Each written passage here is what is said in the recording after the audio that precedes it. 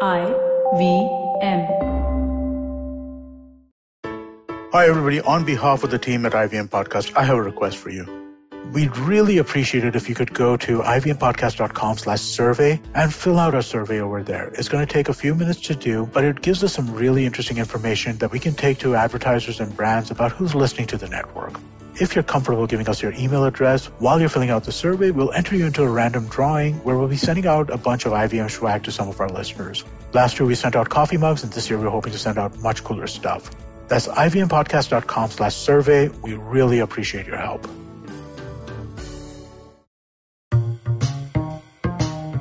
Hello, I'm Sidharth Bhatia, and this is The Wire Talks. How does one describe Harsh Mander in a few words? He wears so many different hats: speaker, author, columnist, and social worker. I like to call him an activist for harmony and love.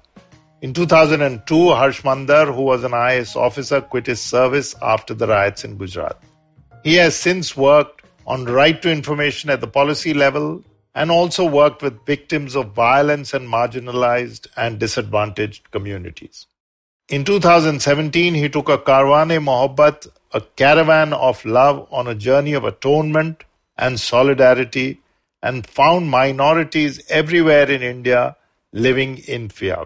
Since then, Karwan Mohabbat has become an ongoing campaign. Harsh Mander, welcome to the Wire Talks. Thank you so much. It's a pleasure to be with you. You took the big step of quitting the IAS in 2002, right after the riots in Gujarat. What was it that prompted you to do that? I loved the years that I spent in the IAS. I was in the field for about 16, 17 years. I had 22 postings. I also taught at the academy. And I still believe that, it's an opportunity for young people to reach and provide justice and care to people who are the most disadvantaged. And it's a career that I still recommend to young people. But what happened in 2002, it really started with 1983 in Delhi and 1984 in Delhi and Indore, where I was posted, and then the Babri Masjid movement.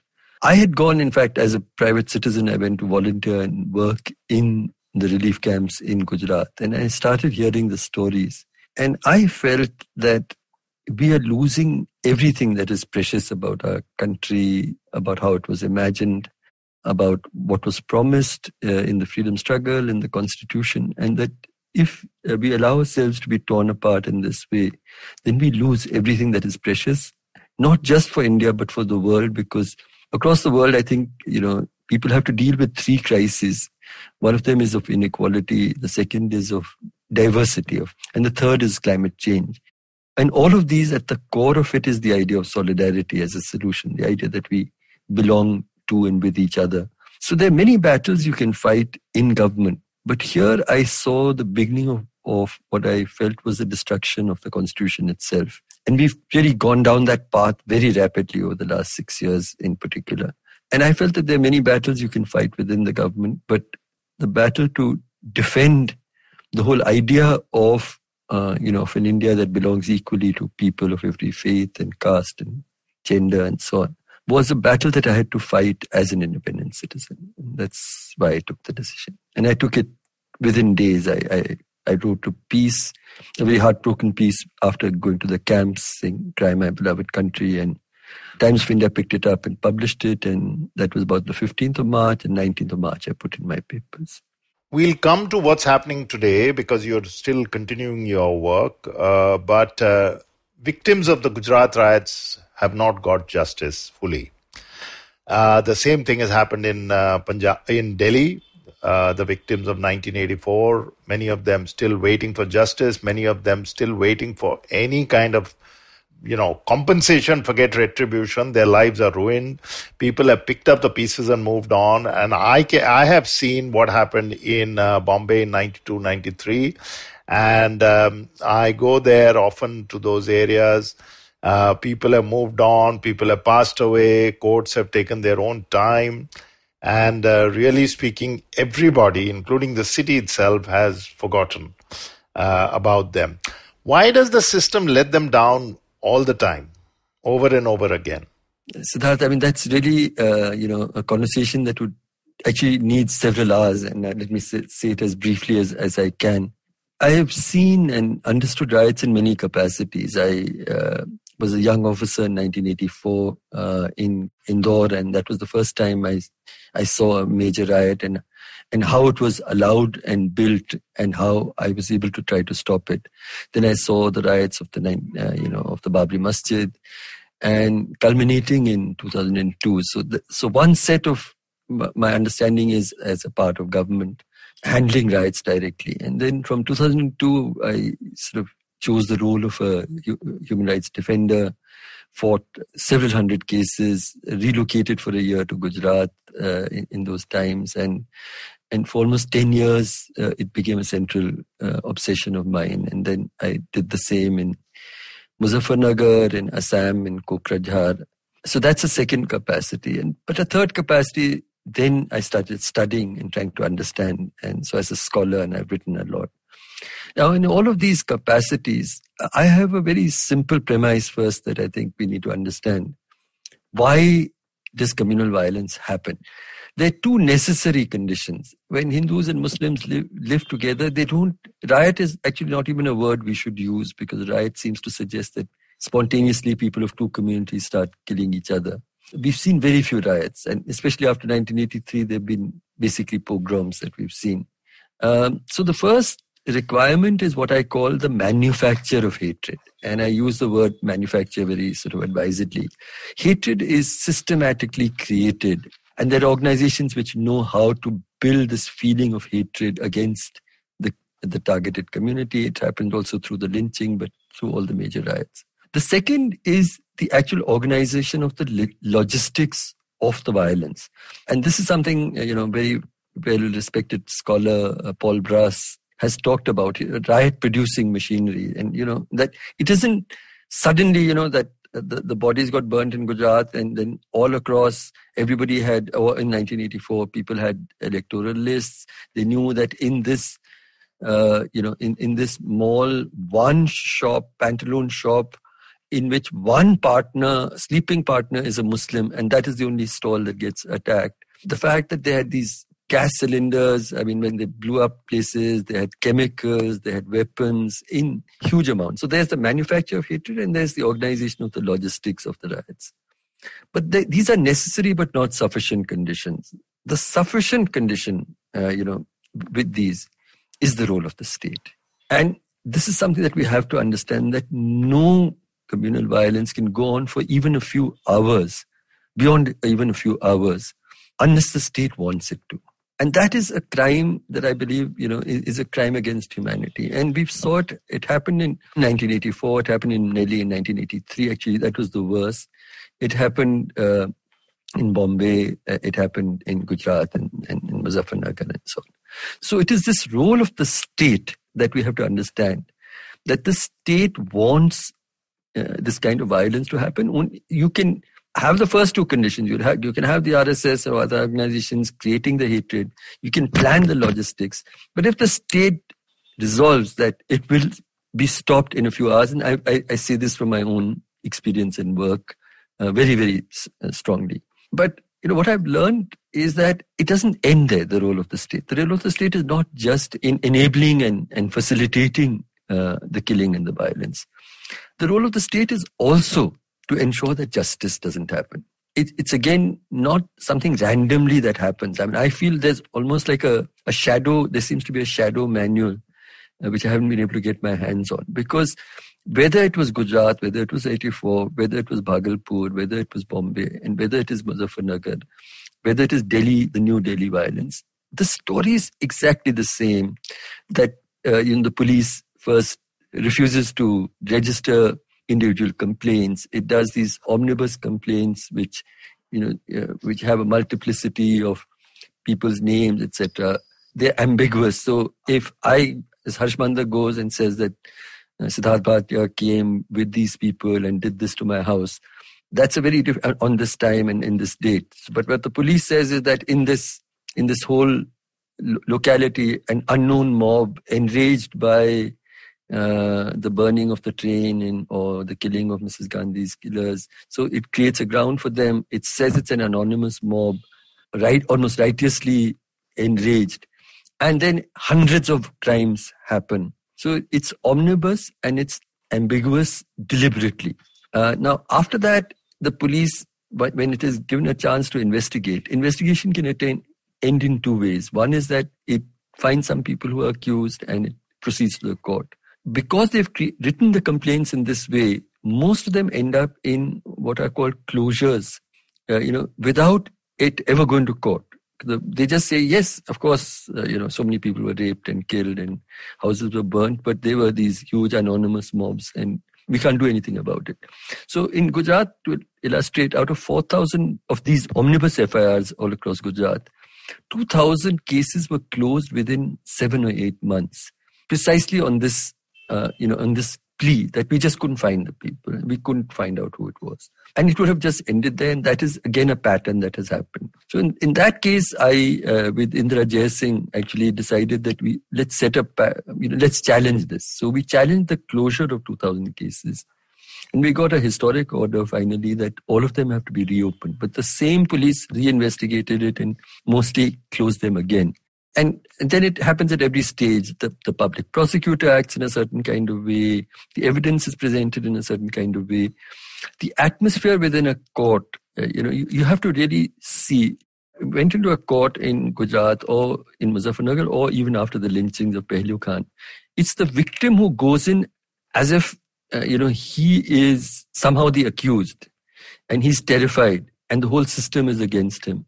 And the judge responds and the accused sort of walk in with their, completely confident. The judge speaks to them in a very different kind of way. My colleagues, because we fought hundreds of cases, we used to find that the judge herself or himself used to actually treat them like you are troublemakers. And why don't you compromise? There's no provision in our law for a compromise after a murder or a rape. But they talk about compromise across courts, very often by judges themselves. And if the victim says, no, I want justice, I don't want a certain amount of money to be given to me, my daughter was raped, my mother was killed, etc. And if there's activists with them, they say, you're troublemakers. So, the whole system has been, and it's been perfected, and I'm seeing it happen all over again now in Delhi. And it's such a deja vu that, so I really feel that there seems to be a police manual about many other things. You're supposed to write a general diary, which, where as events, that's part of the police systems. But as soon as a riot starts, they leave it blank for several days. And they fill it in later. These are all standard practices. But you didn't mention, but as you said, there is a very detailed kind of idea. But one has also seen in all these cases, there has to be some kind of political blessing, maybe a political management also, and direction. And you can't expect the entire system and the pieces in the system to fall into place so rapidly, even given their inherent biases and understanding of how it is, without the knowledge that there is some heavy political direction, in which case some of them may do it against their wishes, or overall blessing to say, there is a protection to say. So that's a common theme also, isn't it? That's absolutely common. I mean, when I said enabled by the state, I mean, this is really what I meant. It is the senior politicians and senior officers who fall in line. And to some extent, people may already have prejudices. I mean, all of us do have prejudices. But the whole point of being a public servant is that you've taken an oath to the Constitution and you fight your prejudices and you try to do what is right. But when the government is actually encouraging you and the senior most leadership, I mean, in Gujarat, the violence went on for not for hours, not even for days, but for weeks. The whole administration is there, and because I've handled riots myself, and I can say this, I don't want to sort of have this talking about what we did in 1984, what we did in Indore was very big. So within 5 or 6 hours, I was able to have a huge massacre, which was, which would have matched what happened in Delhi and elsewhere, completely stopped because you took the steps that were necessary. In smaller towns, we managed to do it in 20 minutes. Then when you see the entire seat of government in a place and violence goes on for weeks, it is a crime that, I say it again, it's a crime that defies even description. It is that big a crime. And healing, I've often heard this, that, you guys keep, you're obsessed, and Gujarat was all over, everybody's happy, and Bombay too, we don't even remember something happened there, and so on and so forth. I have a very strong belief that we should be able to move on, but I have the right to move on only when the victim can forget and forgive. We have the right to do it. And the victim, survivor, I have learned, again, I'm sorry, I'm talking a bit like, that's the many hats the scholar had, because I've thought a lot about this. There are 4 things that I need for healing after, my daughter's been raped, my house is burned, my parents have been killed, and so on. The first is an acknowledgement, at least a public acknowledgement that this happened. And if you think of Gujarat, you think also of many of these others.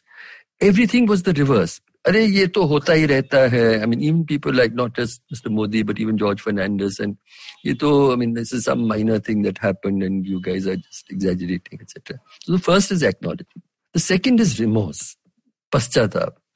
We feel very, very anguished that people have suffered this way. We've never heard one word of remorse from the political leadership of the person who's our Prime Minister, of Mr. Amit Shah, and whole lot, and the public. So the second thing they need is, the third is what I call reparation, which goes much more than compensation. It's a resolve of society and the state that whoever you've lost cannot be brought back, but materially your life should be brought back to a situation which is better than that obtained before you were attacked. So that's reparation for me. And the fourth is justice, that the rule of the law applies equally to everybody regardless of their faith, and we are equal citizens. When you see every communal, I'm calling them riots only because we call them riots, but they're not riots. All 4 of these have never been allowed to happen. But Sidharth, I want to do, we probably are running out of time, but I want to say that Delhi 2020 has taken this one step further.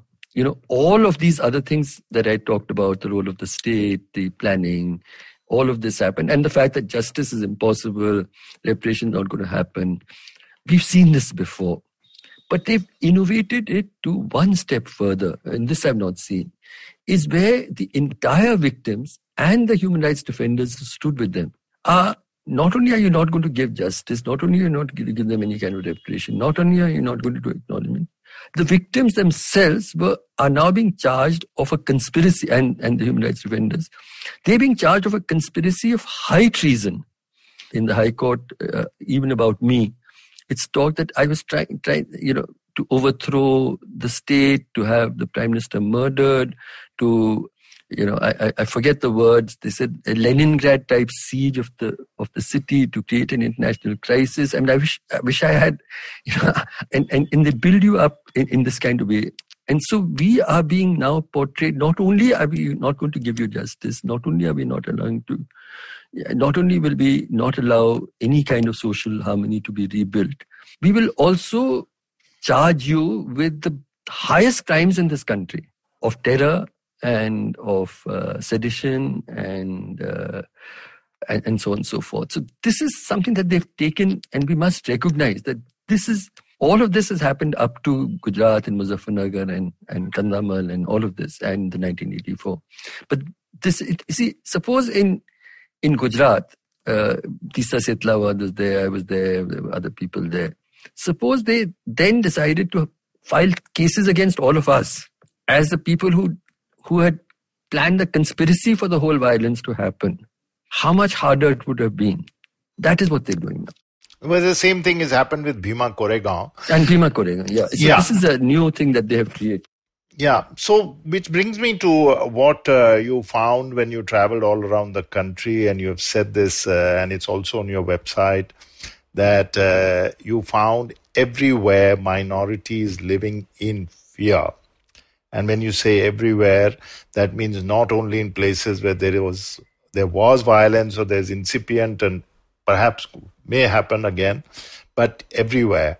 And therefore, it's now gone beyond the threat of violence. It's also gone to kind of completely pushing the minorities into a corner and perhaps turning them into non-citizens or non-people. And it's a strong statement to make, but that's what it's beginning to look like. So why did you actually use that phrase or something like that to say they're living in fear today? What we have to understand is the difference between communal violence and the communal massacres and lynching. It can be argued that the number of people lynched are, the total number of people lynched are probably less than in a single massacre like Gujarat or in the Sikh violence or Delhi. Although we are not sure because a lot of these are not being recorded. But we have to understand the difference is that communal massacres, however bad they were bound by two things. They were bound by geography and they were bound by time. They occurred in a particular location. There was a start, there was a finish, and all of the rest that we spoke about. What lynching did, and this is very closely following the African-American experience, is to have broken these two boundaries, both of geography and of time. So the message that was being communicated, and I was reading this very beautiful historical record of the African-American lynchings from the late 19th century right up to the civil rights movement. And what she said was that every lynching was 1,000 lynchings, which reverberated across, the mountains, the rivers, the lands, the deserts, and settled in the heart of every African-American black person.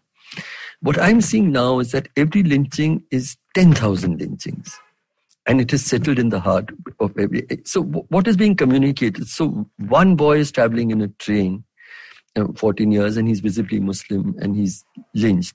I have Muslim colleagues, and they tell me routinely, and the same story is told. Their mothers tell them, "Ke aap train mein safar karen. If you travel on a train, I call you, never say salam alaikum.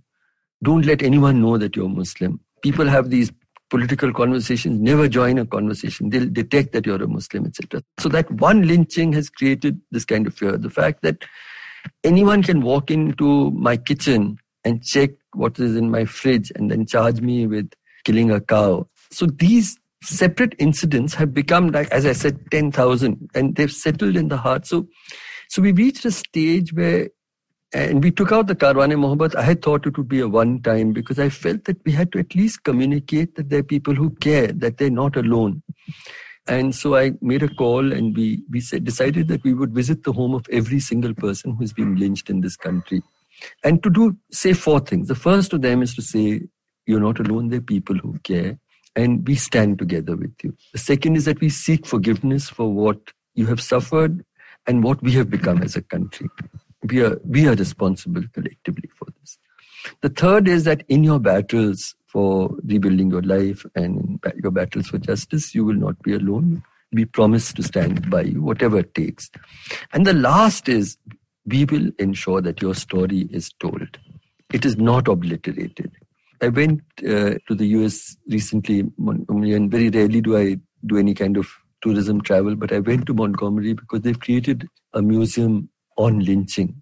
It was so inspiring, and I found that they have left no records of the lynching. They don't have the person's face, they don't know, but they know that an African-American boy of 16 or 18 was hung on this tree, and they cut off his genitals, and huge crowd watched.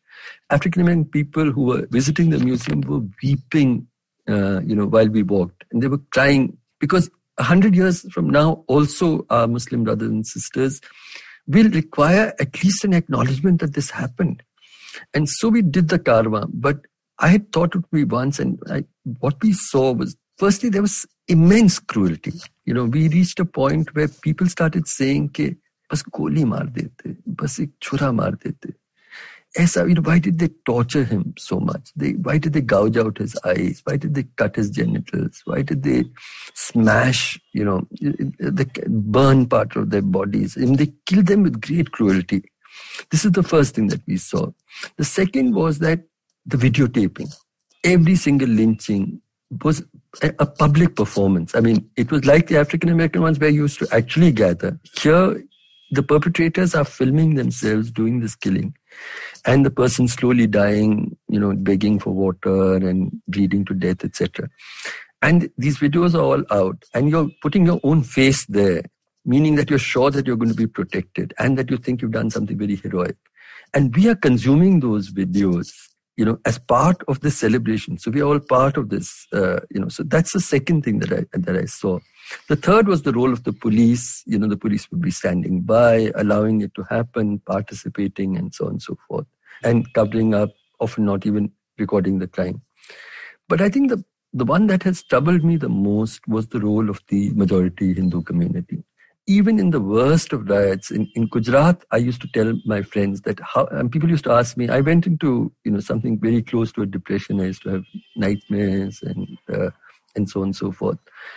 The only thing that held me through those years was that I can wager a bet with you. With Sidharth now, I can say that for every act of cruelty and you used to hear stories like a young boy is there in the crowd and he's, begging for water, and then at knife point they give him a bottle of petrol and they make him drink it, and then they put a matchstick inside and he explodes. And we heard stories repeatedly of that kind. Now I can say, you tell me that story, in that same location, I will find you stories of 3 Hindus at least, who went to very great extent to save lives, who risk everything and save lives. Otherwise, we wouldn't have had 2,000 deaths, we'd have had 10,000 deaths or much more. And that is also the story of Gujarat. And that is a story that we need to remember. But what troubles me immensely, both with Gujarat, with the lynchings and now with the Delhi violence, is that I can't find those stories. Everywhere, I kept asking, किसी ने बचाया होगा, कोई तो निकला होगा, कोई बाद में आपसे, and the story is almost always no one. So actually that is more or less a larger malaise, as it were, where large numbers of Hindus, I think I should not generalize, but one finds in one's own world, large number of Hindus feel that the minorities need to be shown their place. And which is why, whether it was CAA or whether it was the ban on beef, on killing cows, and now this entire thing about the so-called love jihad, which is what I wanted to also develop on in a minute, is, one doesn't find anybody, not too many people from the majority community, particularly objecting to it. Forget the media and forget the privileged classes, but even otherwise among the middle class, you find that there is either acquiescence, vocal, or there is just complete, ignorance or couldn't be bothered or something like that. So therefore, the atmosphere has now become much more vitiated and spread into all our social structures. Yeah, Sidharth, what I feel is that what we've demonstrated as a society, there is not just an acquiescence. It is, this idea that Muslims are the enemy within and have been for 1,000 years. And for the first time, we have a leadership which has had the courage to encourage people, to teach them a lesson that they will always learn to live within fear, suppressed as second-class citizens, is a very widely held view that we find in our own family, WhatsApp groups, and people you've grown up with, etc. And it's encouraged in many ways. In a sense, what I feel that the Indian middle class has done, the Hindu middle class has done, is to outsource to the mob the task of doing the actual lynching. But they endorse and they celebrate it. And that is that larger message. That is why one lynching is 10,000 lynchings. So it's not Junaid who was only killed on a train. Every young Muslim boy who looks Muslim and is traveling on a train now is fearful and wants to either hide his identity or avoid traveling on the train or avoid talking to anybody, etc. So I think that the project is basically is a 100-year project, 100-year-old project, almost exactly 100 years.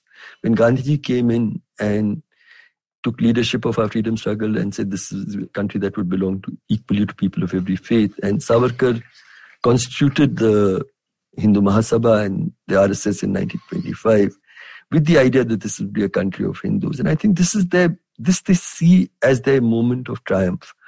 And it is the social project of hate has already been accomplished substantially. The political project of electorally marginalizing the Muslim has been substantially accomplished. The third project now is to actually change it in law and to change it in the constitution. And that's why we had the citizenship law. And that's why the love jihad legislation, it just astounds me.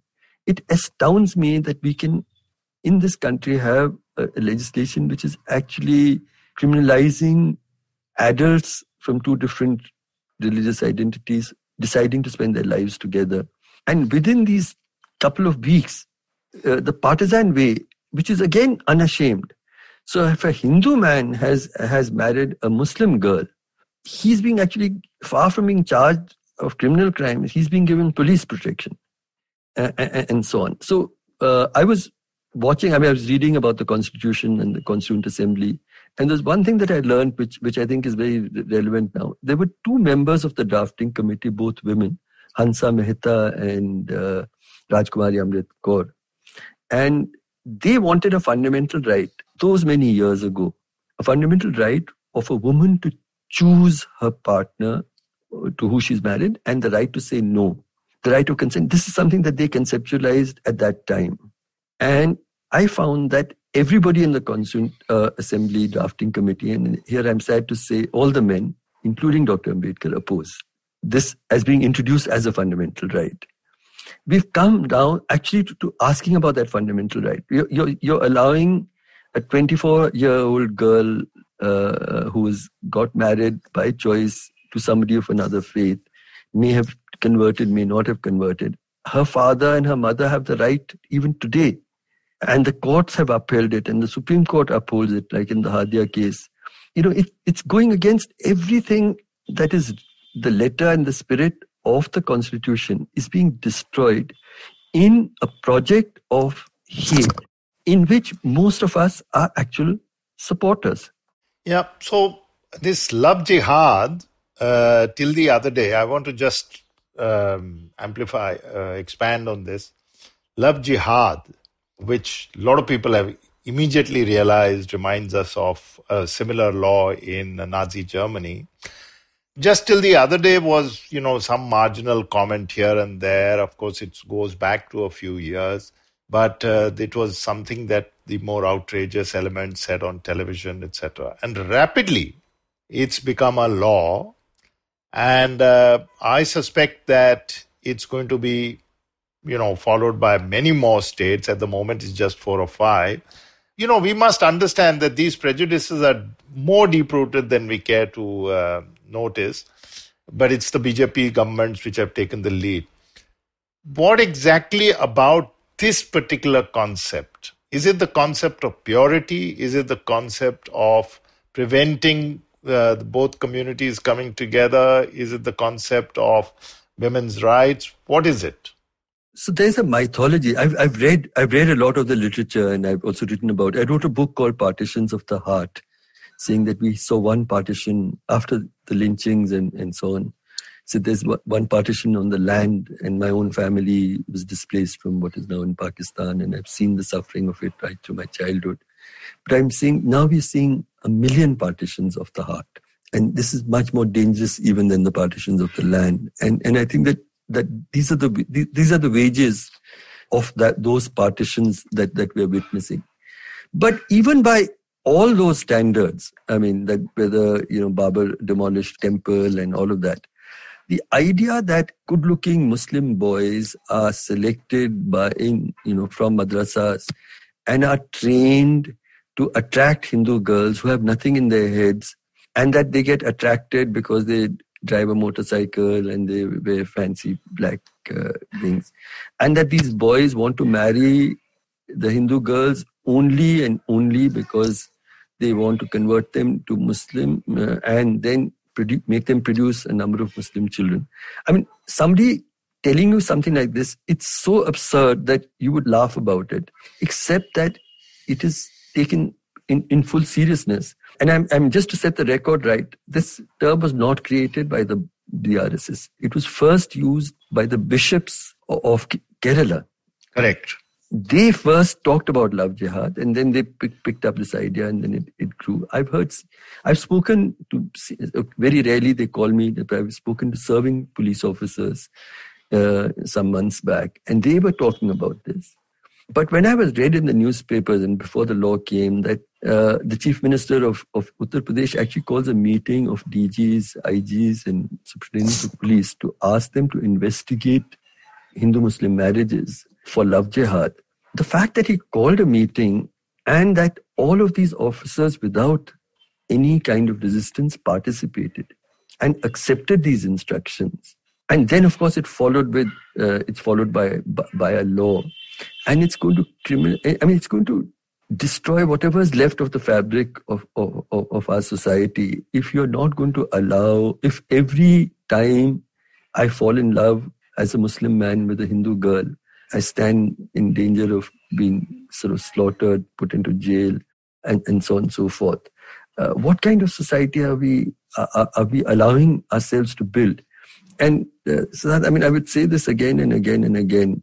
I don't believe the problem. I'm a strong political opponent of Mr. Modi and Mr. Shah and Amit Shah and Yogi Adityanath and whatever they stand for.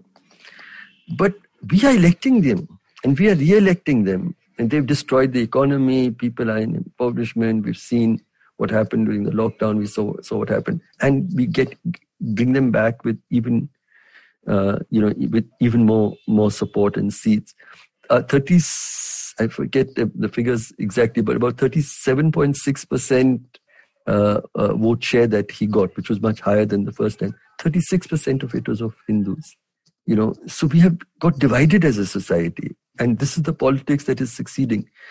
I don't think the problem is out there with Mr. Modi and with Amit Shah, etc., and with Adityanath. It's with us, because we are electing them, we are choosing them, we are endorsing a politics that is the very opposite of everything that we stood for in the freedom struggle, everything that was written in our constitution, everything that I feel is beautiful about my country.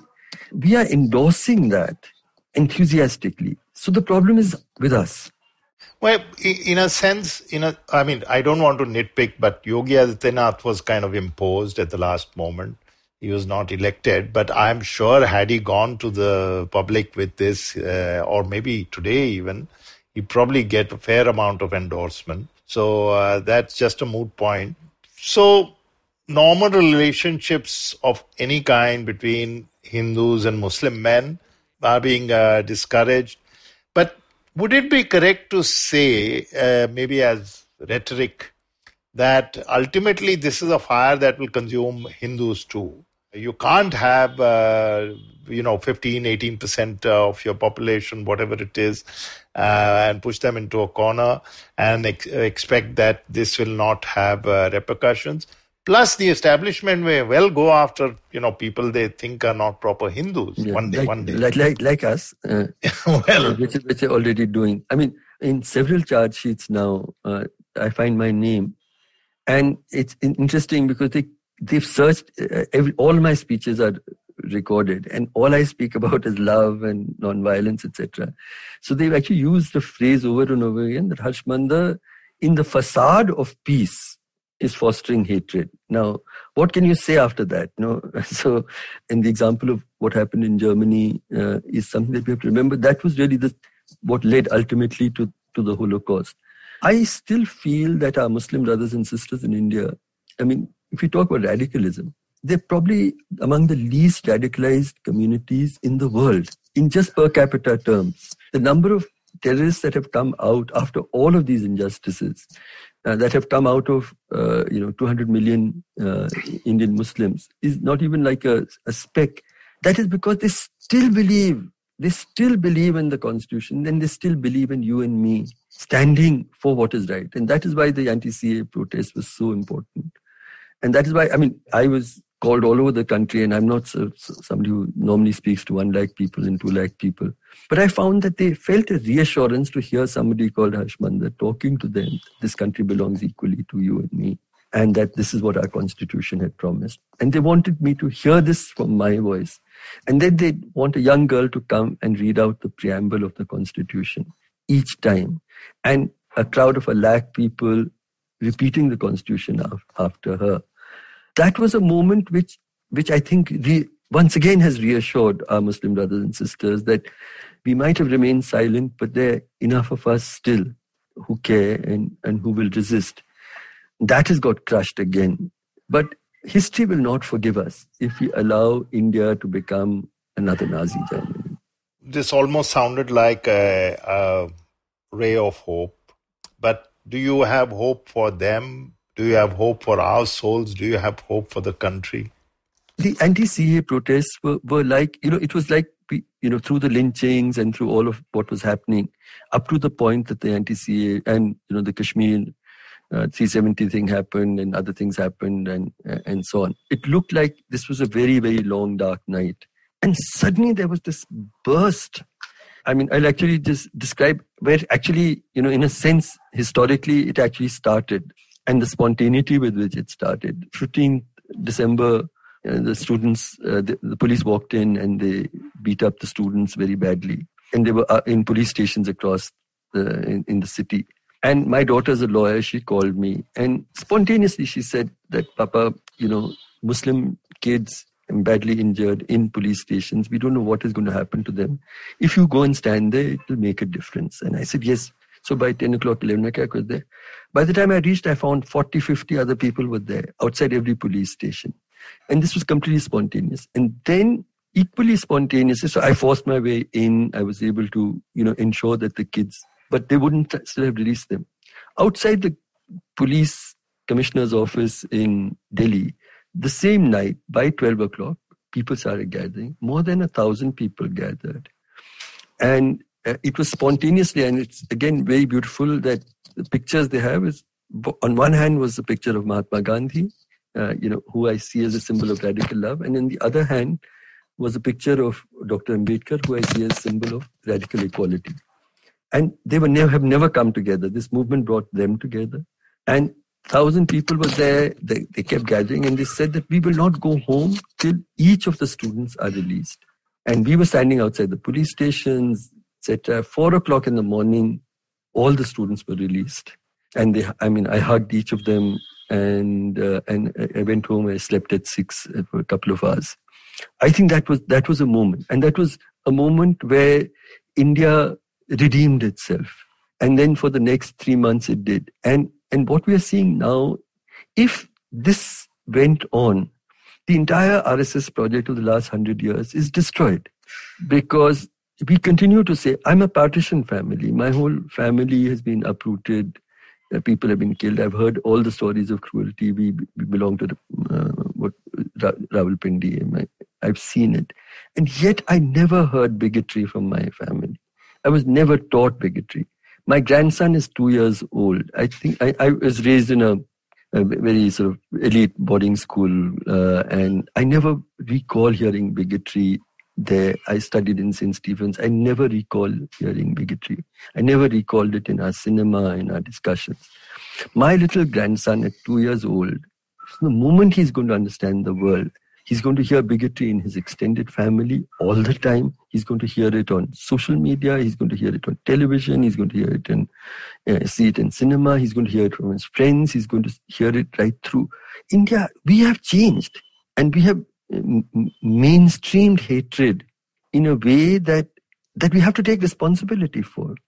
You mentioned, I still think that there are these small incidents also circumstantially had this feeling of violence got spread to every family in India, then we would have seen much more. So I still retain that maybe hopeless hope, but certainly some sense that the fundamentals of what this country and nation stand for are still not shaken completely. So that I would agree. And most of all, after the lockdown happened, from the second day, because I work with homeless people, I knew they would be starving. So I said, whatever happens, I'll get COVID, but I have to be out. And a lot of my younger colleagues did. And for days, I was on the streets and we were distributing food, etc. And then people started sending money. We never set out to do this. We distributed 10 million meals because people cared and so on. But I used to be so deeply touched that every time I went, ordinary people would be on the streets, and we were, at least I had an organization, etc.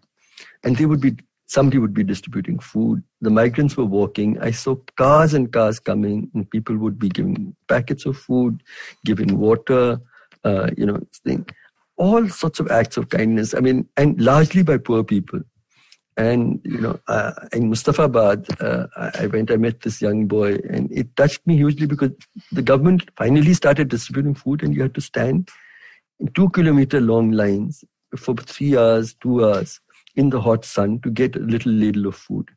What this boy did, he used to wake up early in the morning and he used to sit in the line. He'd get a ladle of food, he'd give it to one old person who couldn't manage. Then he'd go back into the line.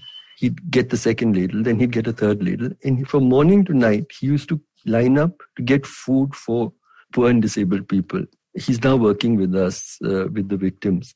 He's a boy of 1920. That to me is India. On that hopeful note, shall I say, and definitely optimistic note, thank you very much, Harsh Mander. I know you've had some situations lately in terms of your health and things. I'm sorry, I don't want to bring that up. But it's very nice and kind of you to join us. So thank you very much once again. Thank you very much. And it's lovely to talk to you always, Sidharth. You can check out this podcast and other interesting ones on the Wire website, the IVM podcast website, app, or wherever else that you get your podcasts. Goodbye from me, Sidharth Bhatia, and the Wire Talks podcast team. I hope you enjoyed that show. If you aren't following us on social media, please do. We're IVM Podcasts on Twitter, Facebook, and Instagram.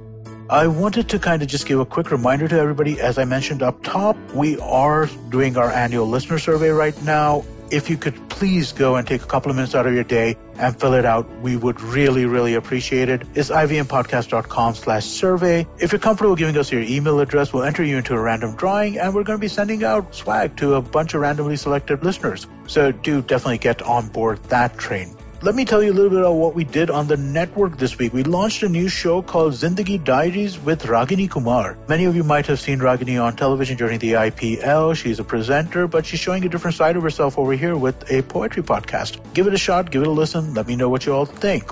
Vishal Gondal is back this week after a while. He's been on an extended break, but he has Rahul Narvekar for the first episode. Really interesting conversation. Do check it out. Raji Saman joins Gauri Devidayal on This Round Is On Me, the two talk about the wine business and what's going on there. We had a number of conversations about the Farmers' Bill and the surrounding agitation this week on the network as well. Maruk Inayat had a great episode on the note. Puliabazi did a deep dive into the issues around this. And on Siders, we have our typical, fun conversation about this stuff with a little bit of a seriousness, a little bit of fun. Do check that out on Cock and Bull on Thursday last week. Akash Mehta joined us for that episode. And with that, I hope to see you again next week. What are some of the radical changes that are now shaping our workspace? With physical distancing and heightened safety protocols being the norm, will technology finally make its large-scale entry to the workspace? Will design as we know it change for the long term? Is it possible for the Indian commercial real estate space to adopt a 360-degree approach to sustainability? Join our hosts at the Future of Space podcast by RMZ as we deliberate with industry leaders, analysts, and bright young minds on the way forward for the workspace given the new COVID normal. Tune in to the IVM Podcasts app or wherever you stream your favorite podcasts